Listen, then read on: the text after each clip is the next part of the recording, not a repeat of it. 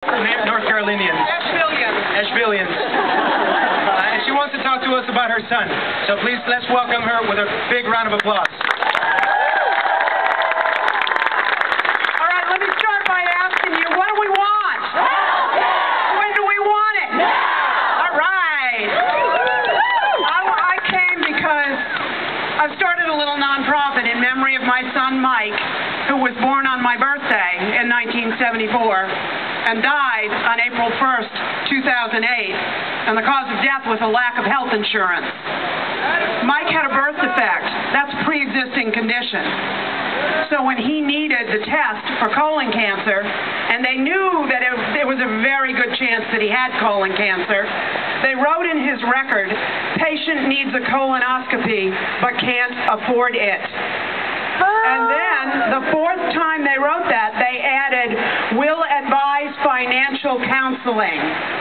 Meanwhile, the cancer that would kill him was growing and growing and growing. And they did not do anything until his colon was completely blocked, he was in renal failure, and he was vomiting fecal matter.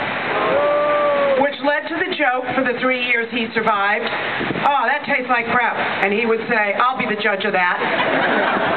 And he would taste it and say, no, not really.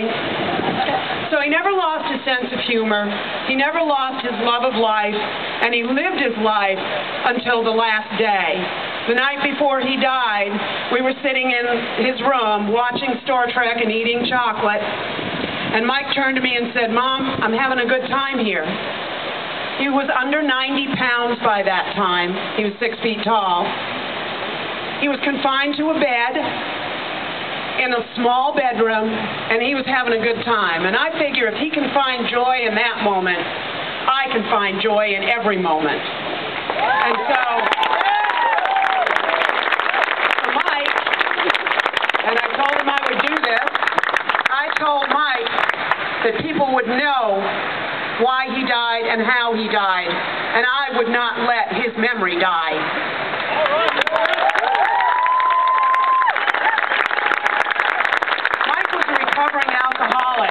And for 11 years, you could go to Mike's house at 3 in the morning and knock on the door, even if he closed the restaurant the night before and had an 8 o'clock class in the morning, he would get up and listen.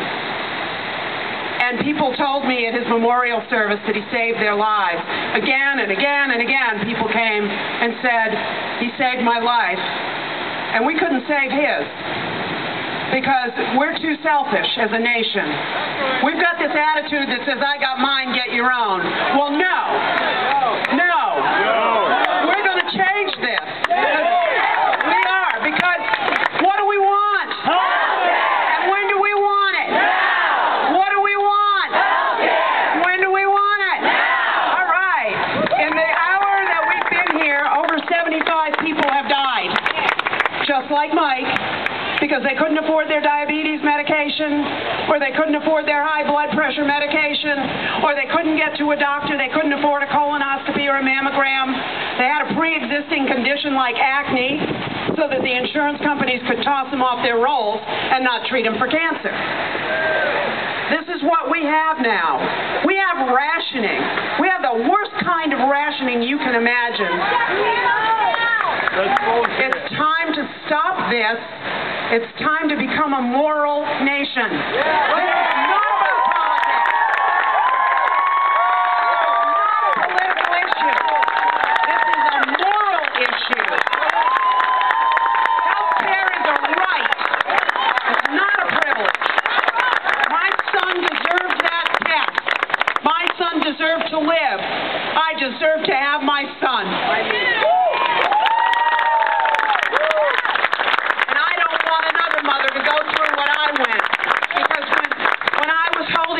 As he was dying, I really thought my heart would stop too. I wanted it to, and it didn't, and it wouldn't.